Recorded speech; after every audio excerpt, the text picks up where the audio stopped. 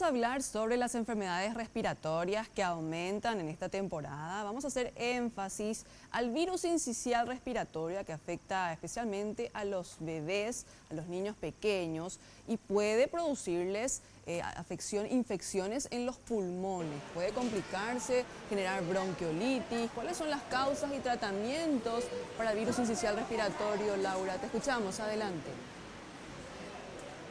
Es así, compañeros, y este virus es la principal causa de bronquitis en niños. Es justamente este grupo de 0 a 2 años el más vulnerable. Pero pese a ser un cuadro muy infeccioso, existen medidas para prevenirlo y también síntomas a los que se deben estar alerta.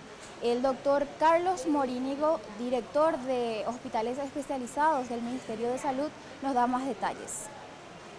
Que se caracteriza por ser una enfermedad que da con fiebre, puede tener tos, sibilancias y dificultad respiratoria en lactante, o sea, de 0 a 2 años.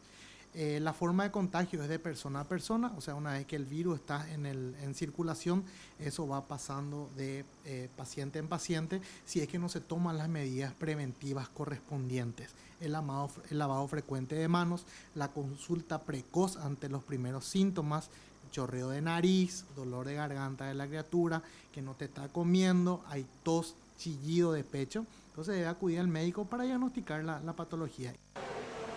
Y una vez que aparezcan estos síntomas, se tienen que tomar medidas. ¿Cuáles son algunas de ellas? Escuchamos lo que decía el doctor al respecto. ¿Cuál es el tratamiento del virus sincicial respiratorio? Son medidas sintomáticas. Si el paciente está con mucha secreción, que se caracteriza este virus por tener abundante secreción nasal, la madre debe aspirar las secreciones. Existen formas de aspirar, existen digamos instrumentos que se utilizan, que hoy en día están a la venta en las farmacias, para aspirar las secreciones y liberar las vías aéreas. Esa es la característica de esta enfermedad, que produce abundante catarro. Entonces, las medidas son la aspiración frecuente y si existen síntomas más graves como dificultad respiratoria intensa, el paciente o el niño se vuelve cianótico, se vuelve medio azulcito, eso ya debe acudir directamente y rápidamente a la consulta para suministrar oxígeno.